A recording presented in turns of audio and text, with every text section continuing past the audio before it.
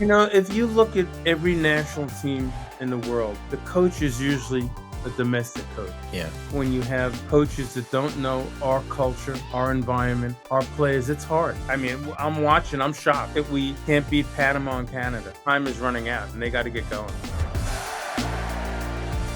Unfiltered Soccer with Landon and Tim, presented by Volkswagen. Volkswagen has long been a supporter of soccer in America and has proudly been a partner of U.S. soccer for the past 5 years.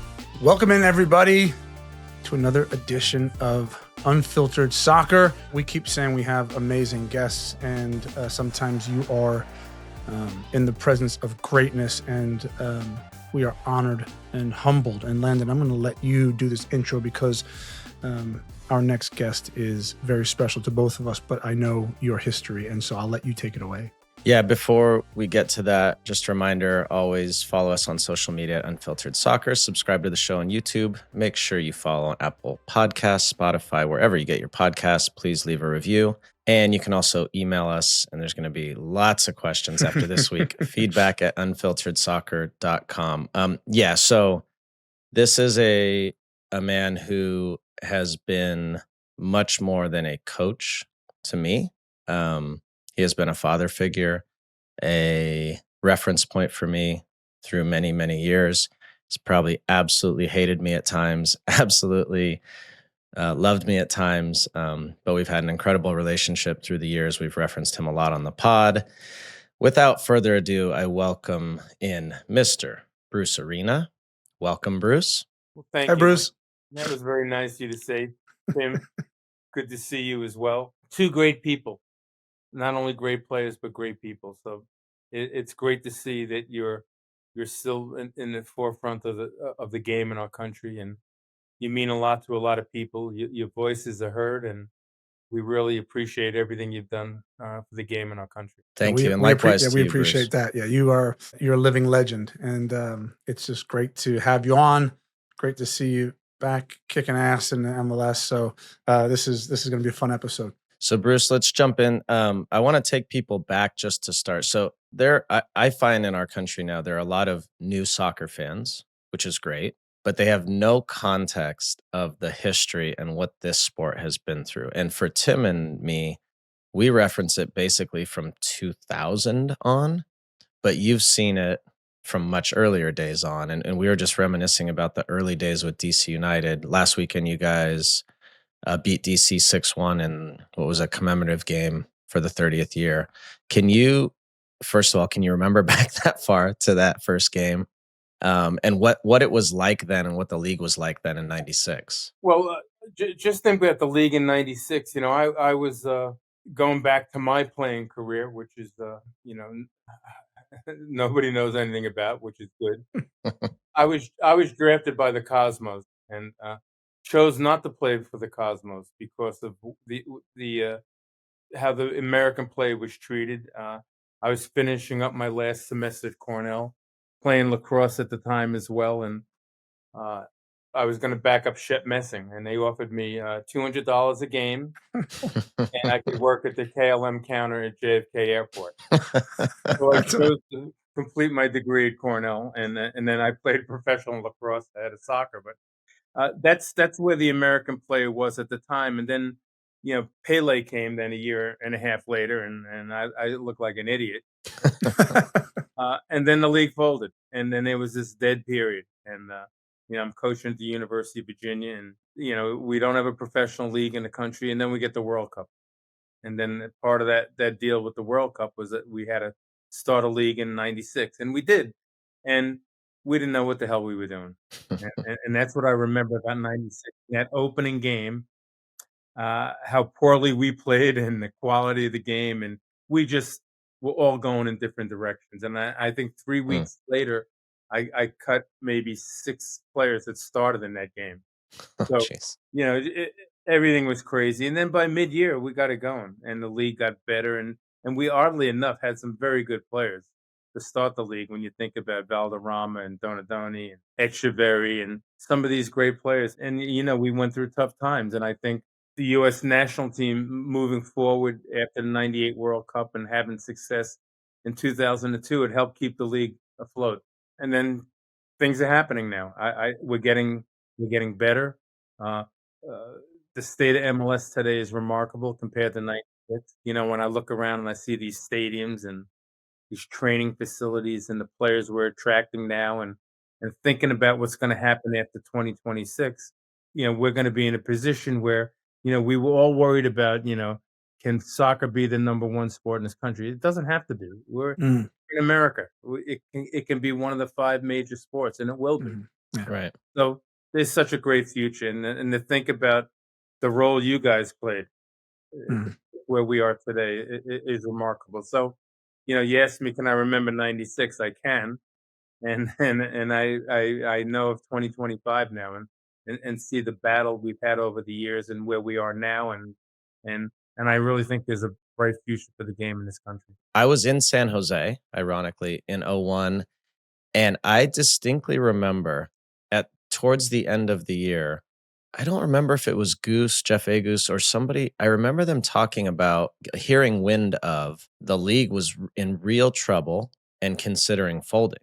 And I don't know if that was sort of hyperbole or and Jeff was on the players union, I think, and so he had more insight into it. But was that a very real thing where the league was on the verge? My understanding, yes, and if we didn't have the World Cup we had in 2002, I think the league would have folded. Now, Oh wow. let me be fair about this. I could be completely wrong, but I've been told that by a number of people Wow. because the league was in not great shape, Yeah. Right.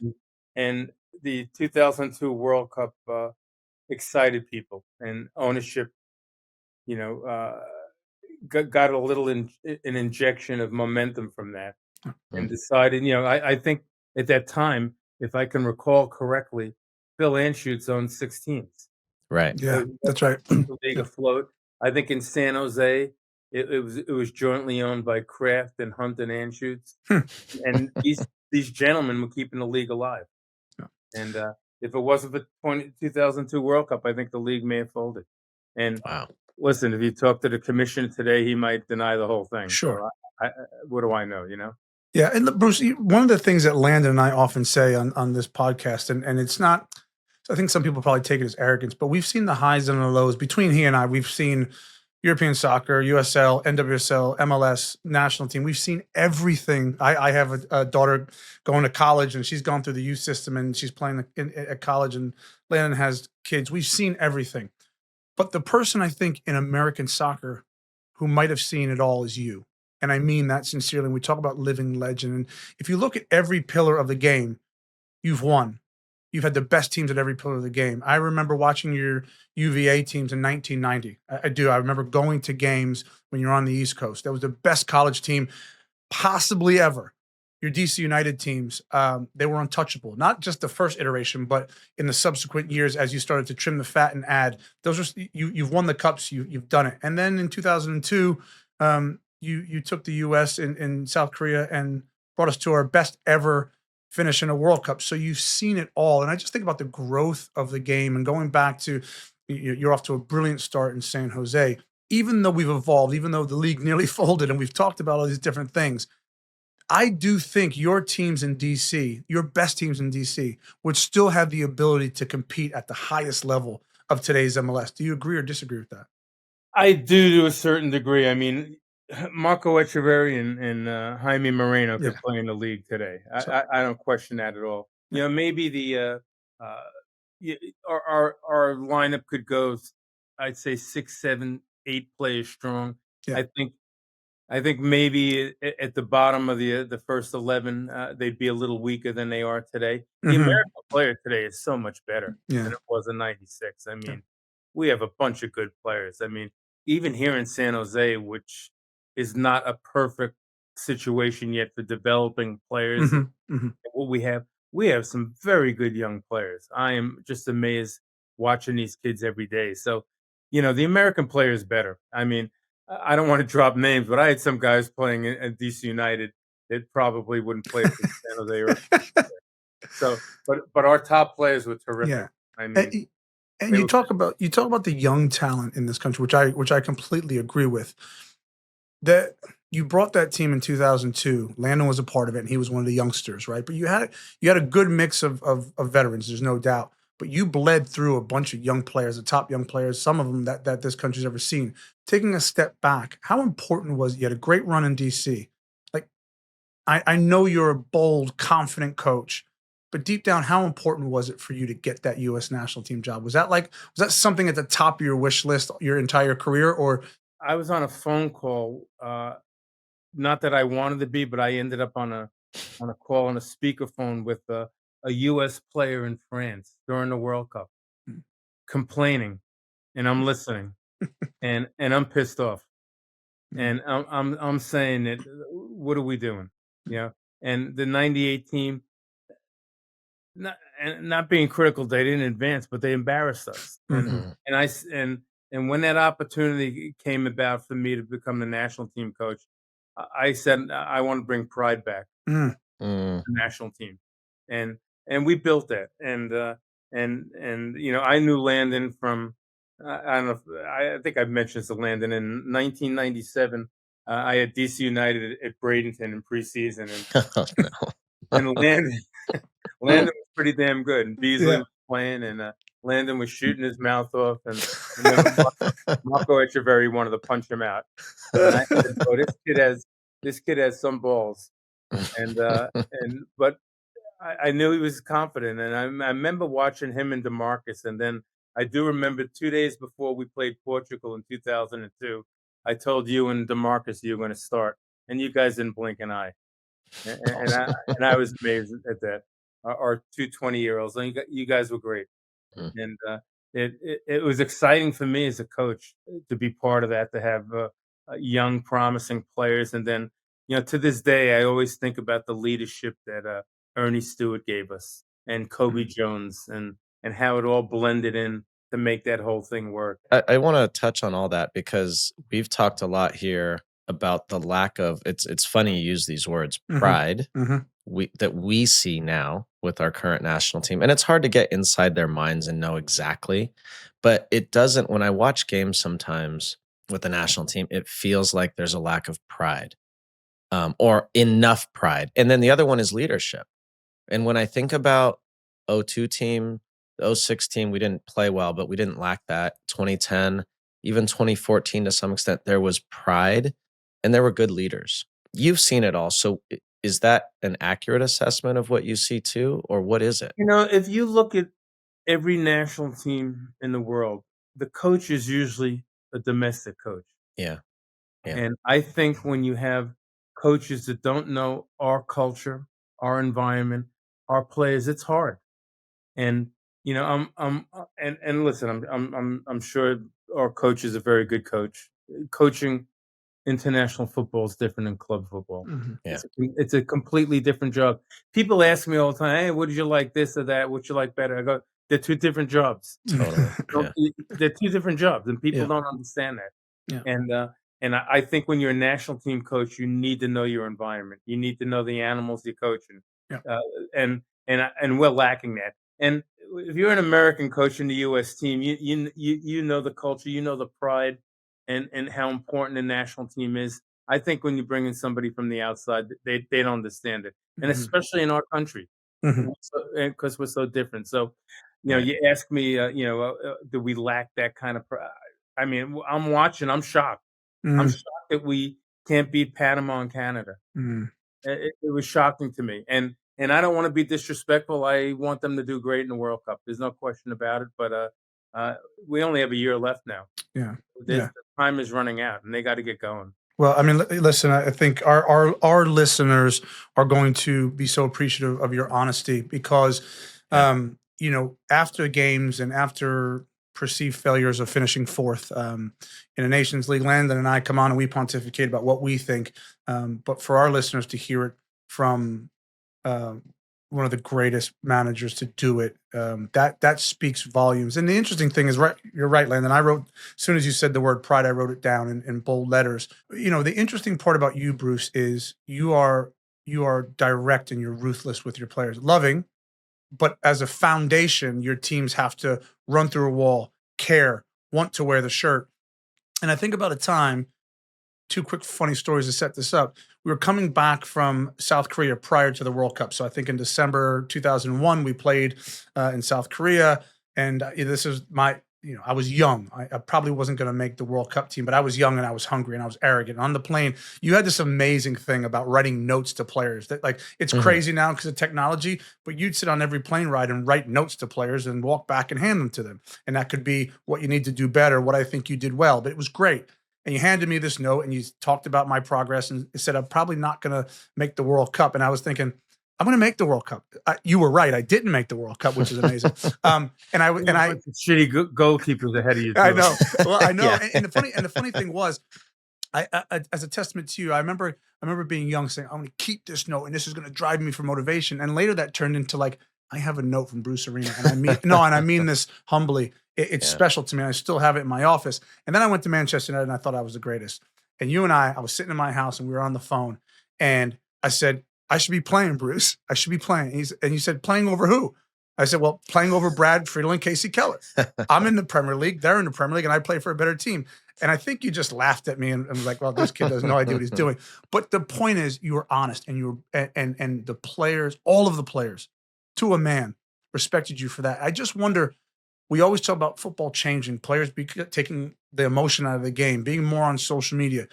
Have you had to find yourself adapting to the player? Or are you still the same Bruce Arena that will give it to you right between the eyes and give it to you honestly? I'm pretty close to being the same, but it is different. But I'll tell you, all the clubs I've worked for, the players have been great professionals. The part that's kind of interesting today is the young American player. They all think they should be playing right away. We have 18-year-olds here that think they should be starting. And I always tell them, your time will come. You got to work at it, this and that. And they don't want to hear it. And their agents are telling them this and that, and they want to go to Europe and blah, blah, blah, So you've got that. The only thing I try to do, and it's hard, just be honest with the guys. You got a chance of developing a good relationship with players and a good culture in your team. I tell them, I make mistakes just like them, and,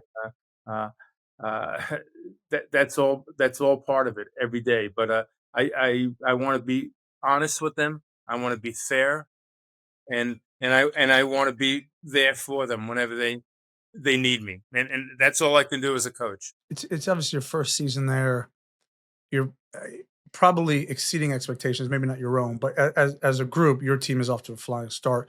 Is there a sense, and obviously you don't speak in absolutes, is there a sense where you think this team can go in year one? I know it's always a process with a manager. You look to what you can do in years 2 and 3 and beyond, but do you get a sense of where this team is positioned this season? We finished 29 out of 29 teams last year, and we gave up the most goals in the history of the league. And I think this year we can do better than that. We will improve on that. We'll finish 28th, and I'll be the coach of the year.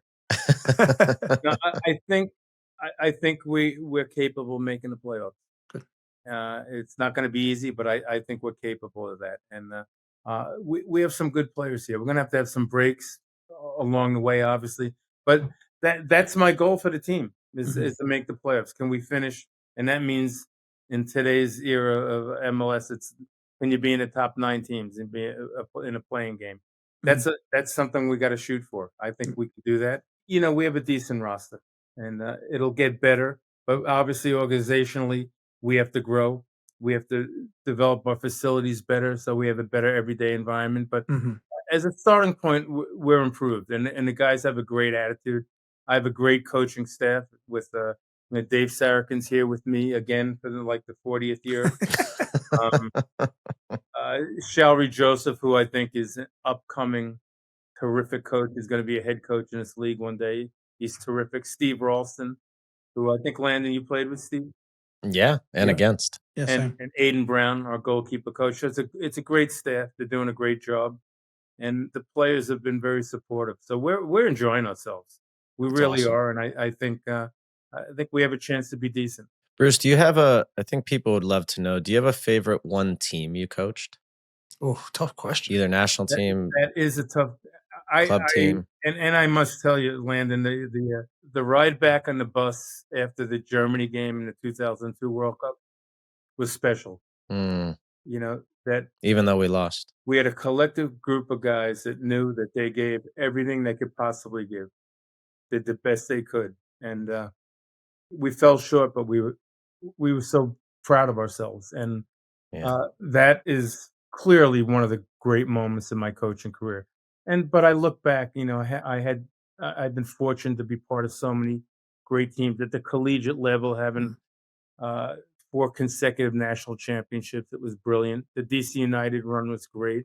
Even and obviously the Galaxy was terrific. Even New England Revolution, we won the Supporters Shield. You Mm. know, those That's those right. those things were That's right. those things were special. You know, and I don't want to take anything away from any of those teams. They were all great, and they were great experiences. I'm very fortunate. You said Mm. before we got on the call, you said, "Holy mackerel, you're 73 years old," and I said, "Yeah, I'm going to be 74 this year." And I'm saying I'm still working and enjoying myself, and fortunate to be around these wonderful guys every day to keep me young, and it's exciting. And I get up at 5 in the morning every day to go to work, and I enjoy Amazing. it. And so I'm fortunate. You can talk about this or that, and I've experienced this and all these other things in my career. But boy, I've been the lucky one. I Mm. really have been. So it's been special. The Germany game, I wasn't on the bus, but I saw the scenes. I mean, that answer gave me goosebumps. And Bruce, Mhm. look, you are the lucky one, but all of your players who have played for you are we're fortunate. And again, as I said, to be a living legend and to be able to give you your flowers in front of our audience who absolutely adores you and the U.S. men's national team, it's really special for us. Well, thank you, and I'm hopeful that we have a lot to celebrate next summer. Amen. Before we go, I want to share a story, and we'll let you go do your real job. You were just talking. It just reminded me. You were talking about the 25th player as important as the first player. In 2014, my last game, we played New England at home with the Galaxy in the MLS Cup final, and I will never forget this. And I'm getting goosebumps talking about it. I will never forget this till the day I die.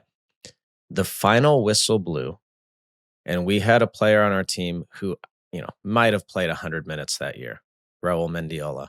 You remember, Bruce? Mhm. And the final whistle blew, and I looked kind of around, whatever, was aware of what was going on. And Raul Mendiola was sprinting over to me to hug me. And the guy played maybe 100 minutes all year, Tim. Maybe. If Mm. that, And he was so invested in it the same Mm. way that me and Robbie Keane were. I mean, it Yeah. was no different. Yeah. And I think that kind of tells you everything you need to know about how you build a team. And Bruce, just in the modern era, everybody's talking about game model and tactics and how you do this and how you build and all those things have a place and they're important. But I think the message to everybody listening is that to do this over decades, you've been through all those things and had to change and adapt a little bit on the field. But the way you treat people and the way you get the most out of players is what's most important. And that's why you've been successful, in my opinion. and I think some weeks ago, if you saw the comments by Ancelotti, Hmm. he basically said that how you treat people is more important than your tactics. Yeah. Mm. You So build it. true. Yeah. Well, So you've true. proven it. So, Yeah. Bruce, thank you so much. Thanks, We guys. hope to have you on again when I, you make the I love playoffs. you guys. I'm grateful for us having the opportunity to spend some time with you. Love you too, Bruce. Love you Thank too, Bruce. Thank you, man. Have a great season, and we'll talk soon. Thank Thank you. you. All right, thank you, Bruce. We will let you get back to your day job. I know you still got a lot of work to do, but you guys stay right there. We're going to take a break. When we come back, we're going to talk about all the Champions League fixtures from the week right here on Unfiltered Soccer with Landon and Tim, presented by Volkswagen. Stay right there. The Unfiltered Soccer podcast is brought to you by Volkswagen, the presenting partner of U.S. Soccer. Since 2019, Volkswagen has been on a mission to drive the future of the sport we all love, and VW is committed to making it more diverse, inclusive, and accessible for everyone. They're not just talking about it, they're out there doing it. VW's partnerships, programs, and soccer clinics are unlocking opportunities for the next generation of players and fans. As a longtime friend of Volkswagen, I've seen firsthand how VW are connecting with fans and driving the sport forward. From working with them on clinics to being part of their incredible campaigns, it's clear. U.S. Soccer is truly powered by the people. Thank you to VW for being our presenting partner. Learn more about how VW are supporting U.S. Soccer at VW.com. LD, we've been talking lately about wanting to see more players on the field with that dog in them, the hungry Yeah. ones. strong, tough. You oftentimes think of them like a chip on their shoulder. Those are the kind of players we want to see, even the ones that get heated back in the dressing room at halftime or full time. Yeah, for us, it was hard not to have that feeling, right? When the whistle blew and you went out on the field, the adrenaline's pumping. And we've told lots of stories about guys getting after each other in the locker room, on the field, saying your performance isn't good enough, we need better, etc. But once you get home, you get in the car, head back to your place of rest, you have to choose a chill mindset. Yeah, when you embrace a chill mindset, it's a good time to choose chill and crack open a Coors Light. Yeah, coming down from the rush of the game is tough. Said the adrenaline is pumping. It's hard. I know for me, it's the best chance to get home, have something to eat, play video games, maybe read a book, and choose chill and crack open a Coors Light. There it is. Make the most of the times you choose to chill. Choose Coors Light. Get Coors Light delivered straight to your door. Visit CoorsLight.com/USLNT. Always celebrate responsibly. Coors Brewing Company, Golden, Colorado. Beer. Man, Landon, that was awesome. I mean, wow. Awesome. You know what? Yeah. I said it there, to his face, but we have to pull out all of this knowledge from people who have been there and done it. You know what I mean? And like, I keep saying he's a living legend. He's won it every facet. I mean, how about the Revolution Supporters Shield? I was like, I totally forgot about that. And the Revs fans are gonna hate us more. But I know, but I mean, that was amazing. Like, I mean, amazing. Every level. Multiple national championships at Virginia, multiple MLS Cups, Yep. DC, LA, Supporters Shield with the Revolution, best ever finish with U.S. Men's National Team in the World Cup in 2002, and great. You've been along the ride for so much of that with him. He's awesome. I love his brutal honesty. When you just think about all that, Tim, fans are crazy. Like, how could you hate on that? Mm-hmm. It's just ridiculous. And we're talking about lack of what we sense is enough pride, lack of leadership, whatever. Like, he oozes it. He cares about the national team. He always did. He cares about his teams. He cares about his players. And that's why he's been successful. And I think there's a lot to learn for all young coaches, for GMs and people hiring coaches, and they want the next like new, exciting, sexy coach who plays this way and does that and has all. It's like, hold on a sec. This is a big part of winning soccer games. Yeah, and the interesting thing is, two thoughts come to mind. If you said he's 74 this year, right? He still seems to have the hunger and the desire to get on the grass every day. And I hope that he has incredible success in San Jose and sees out his career. But by the way, if I was in a hiring position and there was a coaching vacancy, I'd just go to the board and go, we're hiring Bruce Arena. And if they ask me any questions why, I go, here's a stack of papers, just read that. This is why read the resume. This is why he should coach our team.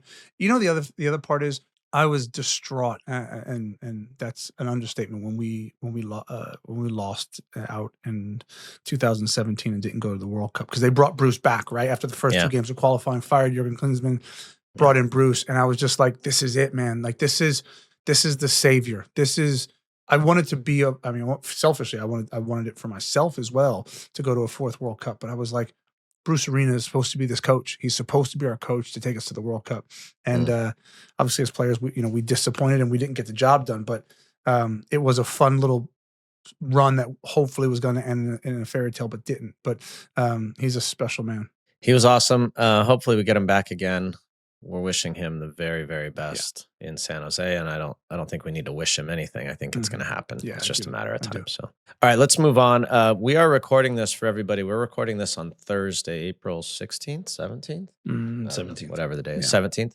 So this is not on a Monday, so we have not seen any of the Premier League action. We haven't seen any of the MLS action. So we're going to talk about the Champions League that we just saw yesterday and Tuesday. Let's start with PSG Villa. So pretty cool for Villa Park to have a quarterfinal match. The game was wild, exciting, fun. In the end, PSG advanced 5-4 on aggregate. They were the odds-on favorite. They were the money favorites. Do you still see it that way? Yeah, I mean, I don't know if I can argue with that too much. I do like Arsenal's chances. In the semifinal match. We'll get to that. Like, the one thing I was talking to our producers just before the show and saying, like, Champions League is great. Oftentimes in the early rounds, I do think there's just a lot of games, and I think the big Yeah. matchups are fun. But I'm not sure, Landon, honestly, I'm not sure the drama of the second half of the second leg, if you know where I'm going with this, in the knockout phases. I don't think it gets more exciting in sports because it's just like the world's greatest players basically going, who said tactics? Ain't no tactics. We got to go chase a goal. You got to defend and then hit us on the break. And it's just such chaos. And the one thing that stood out to me, because I think, we both played at such a high level, but these players rarely make mistakes. I'm thinking about I think it was Nuno Mendes' goal for PSG. Not 100% sure. But anyway, the ball gets squared across. He takes a touch to open up his left foot and smacks it, right? Like just tucks it inside the post. And when we did the highlights for NBC yesterday in studio, and I looked at this replay and I'm like, the ball wasn't even sitting for him. It rose up, but he realized it was going to be kind of like on the half, and he just slapped at it. And I was like, the technique and the execution of players at this level is like mind blowing. And to watch it like the play out over the course of 90 minutes or 180 minutes, it's special, man. Love knockout football. And the beauty of it is it's the top teams, obviously, at this point from their leagues. And so there's the top players, and they're used to playing a certain way. Yeah. And they're used to having all the ball. And all, so when those two types of teams clash, it becomes a free-for-all. Awesome. Tons of goals. For people who are not the most diehard of soccer fans, who are more new to this and are listening, can you imagine? I'm just thinking this out loud. Let's say the Lakers and Warriors were playing, and they had a 2-game series like this, home and away. And it wasn't who won the games. It was the total score of the games, right? And that's what you get in the second half of these second legs, because it doesn't matter if you could be losing 3-0 in the game, but one goal and you advance, right? And so it makes it so fun, and it's so exciting to watch. And there was a moment during the Arsenal Real Madrid game, and Arsenal, big credit to them for putting on a show, really.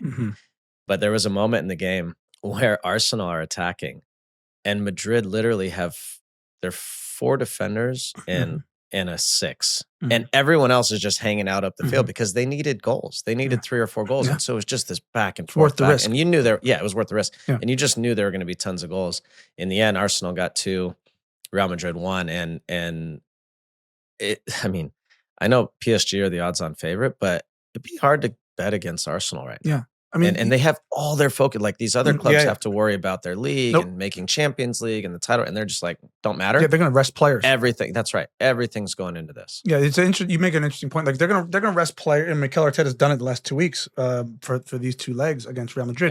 He's going to rest players on the weekend. They're most likely going to finish second. Probably, even if they drop down at this point, it's worth the risk. Not drop out of the Champions League spots, but drop down a place or 2. I think it's big credit to them because, look, this is the part we're talking about with Champions League. I was having conversations yesterday in the morning before the game, and they're up 3-0 on aggregate, right?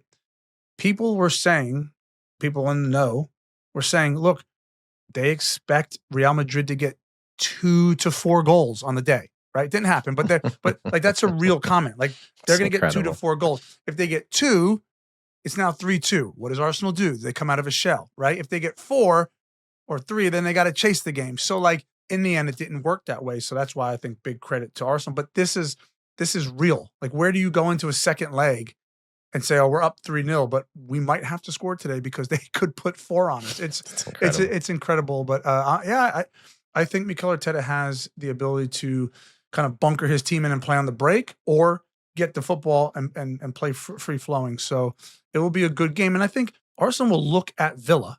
By the way, you have to be precise every moment of 180 minutes. Where Villa failed was the back end of that first leg, right? They'd have been a little bit more switched on. They were in it. They proved they can be in it. So Arsenal will look at those 2 legs and say, Villa's a good team, but we think we're better than Villa. Yeah. And Villa gave them a certain type of game, and they'll be able to as well. It'll be a good tie. Oh, wow. Speaking of Real Madrid, Tim, just in the chat here from our producers, according to Sky Sports, Carlo Ancelotti will leave Real Madrid immediately after the Copa del Rey final against Barcelona. The report states Ancelotti will not complete the La Liga season, and the El Clasico will be his last game in charge. Wow. Wow. Okay. Well, Maybe expected a little bit, but I didn't think it would come that fast. Did you? kind of. Did you?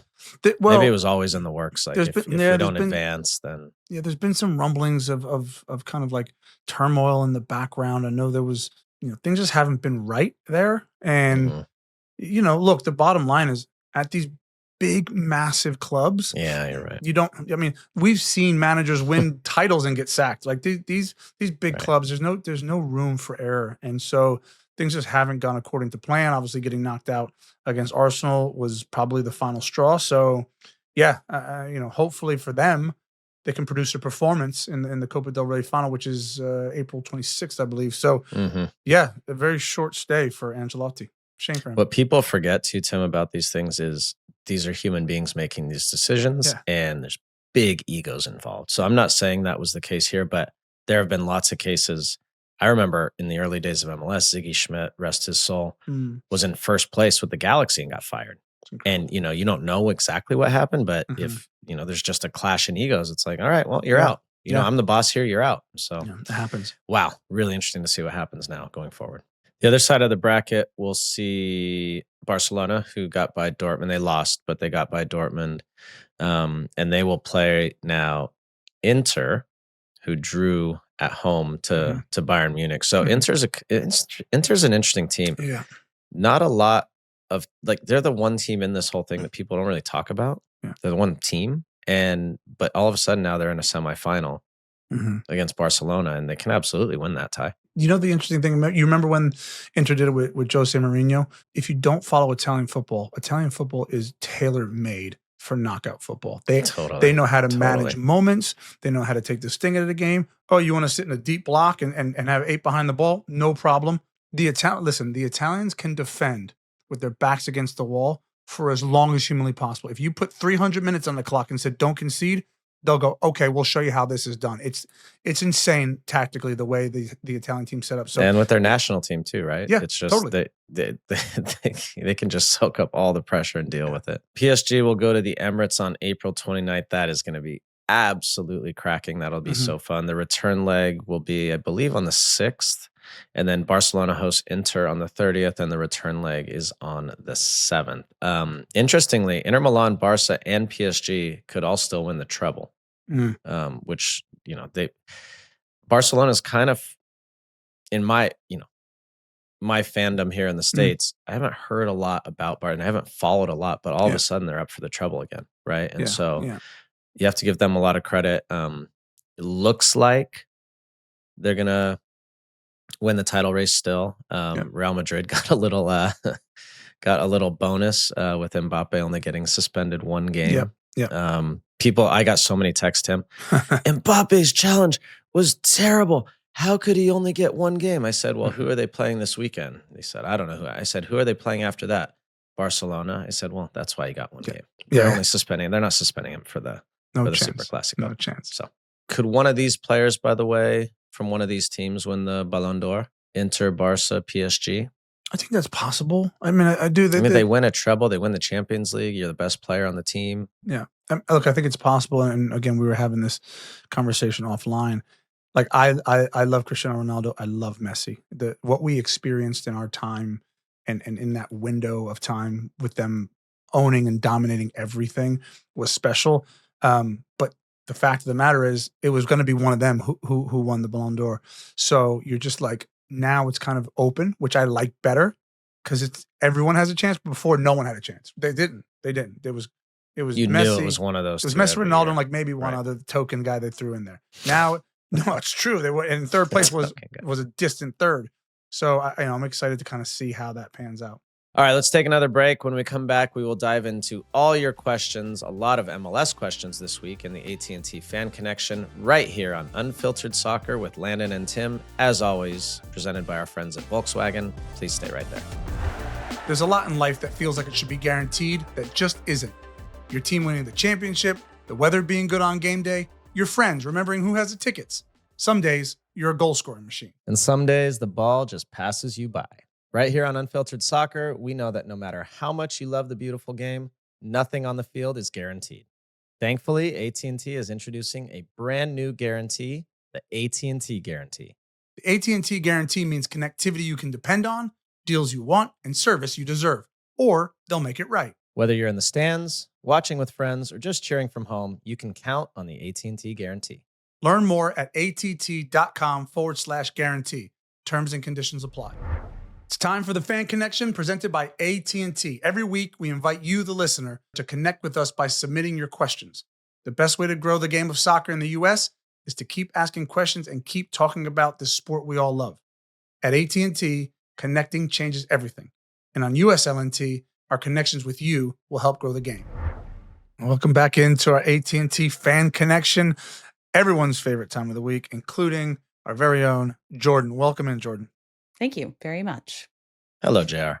Hello. We put out a graphic on Instagram asking people for their MLS questions, and we have a bunch of them. So That shall was we probably a bad dive idea. in? All right. Let's talk about the Revs. Chris via Instagram says, will the Revs right the ship? I don't think they're far off despite the mood of the supporters towards No. the coach in the front office. No. Give us context on the mood there. What do I think the mood is there? Not To the great, coach. Bob. Not great, Bob. Oh, so are they saying that they think that it's Caleb Porter's fault, or is that what's going on?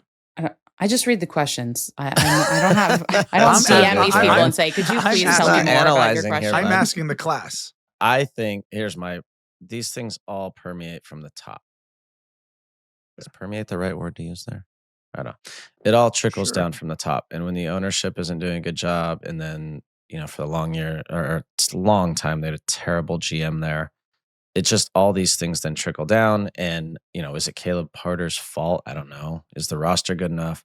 Is the environment good enough? Is the training environment good enough? They're playing on turf in an empty stadium. Like, there's all these things, but it starts at the top always. So until the top is changed, or the top changes the way they view it, then I think nothing changes. Sorry for consistency. I'm going to correct you. It isn't an empty stadium. They are inside the concourse at the heating zones, Warming themselves. warming Yes. themselves. Yeah.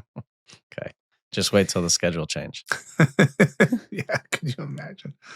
Let's move across to the other side of the country. Callan via Instagram said, "Is it time for people to start taking San Diego FC seriously?" Yes. Yes. Yes. Yes. Here's San Diego FC is this is why. And I was talking to someone recently about this. They have a playbook from Nordsjælland, which is their sister club. It's same people who started and own Nordsjælland, own SDFC. They said, here's the playbook. Here's the type of players. Here's the profiles we want. Here's the way we're going to play. Go. And when you have clarity in that early on, the Sounders had that early on, and that's why they were successful. And a few other teams early on have had that. Then it's going to start well. Does it sustain? That is the question. We're going to see, how long. And once people figure out that playbook and what they do, they will start adjusting to them. And then in the second half of the season, when you play them a second time, a third time, you'll go, oh, okay. Or do they play 3 times now? A second time, you play them a second time.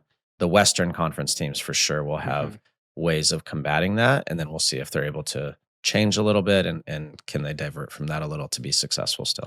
Okay, this one is from Braden, also via Instagram. If you could force one U.S. national team player to be traded to a specific club, who would it be and what club would it be? What a good question. Force a trade.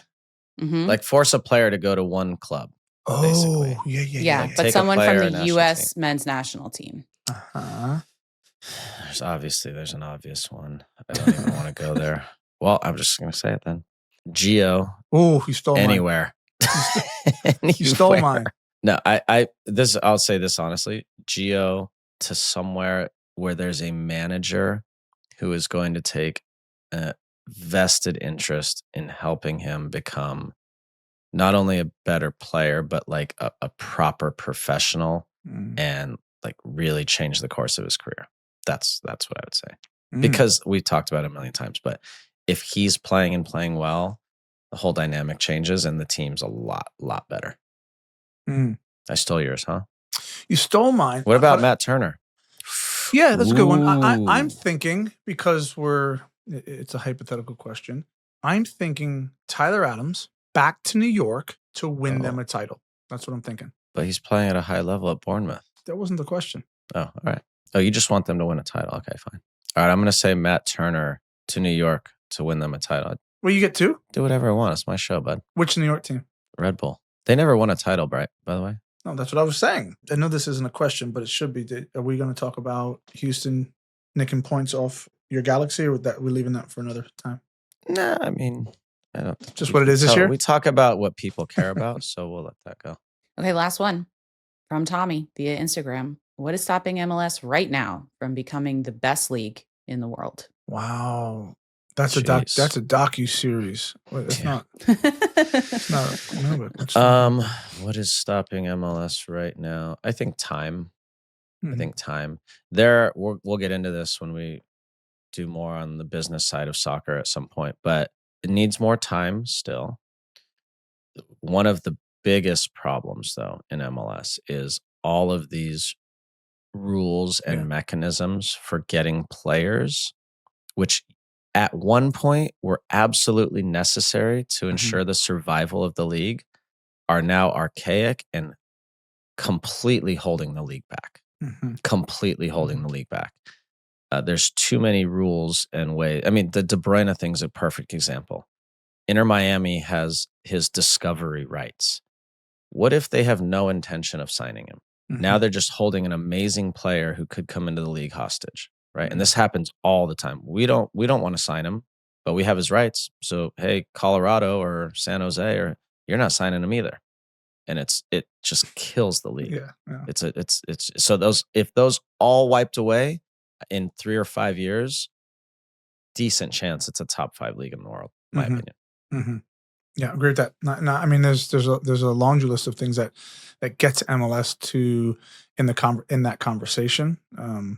Obviously, calendar change is probably happening, but yeah, to your point, Landon, there was a lot of necessary mechanisms in place to ensure the survival of the league. That being said, you can't get into the conversation of being the best league in the world if those mechanisms are still in place, right? So, yeah, when that changes, then I think absolutely, like you said, Landon. Then at that point, it wouldn't take very long.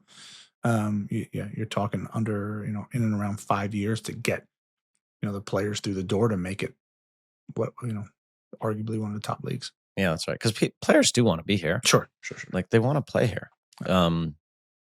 You have to allow them to. And right now, there's not enough of those top players that can get into the league because of all these rules. I mean, just imagine for a second, right? And I know it's sort of pie in the sky, but it's also not, because think about how many really good players, top players, in and around their prime, maybe back into their prime, went to Saudi Arabia.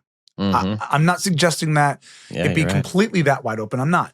I'm simply saying when you close your eyes and and allow your mind to think about like those players playing for Charlotte or Minnesota or Houston or New York or wherever, right? Like that's exciting as heck. And then and it's possible.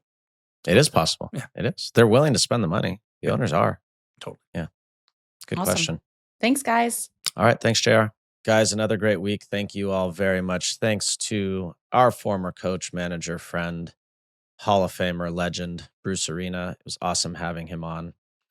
We appreciate, as always, all the support. Remember to subscribe on YouTube, Apple Podcasts, Spotify, or anywhere you get your podcasts. And if you want lots of bonus content that we send out all week, follow all of our social media platforms at Unfiltered Soccer.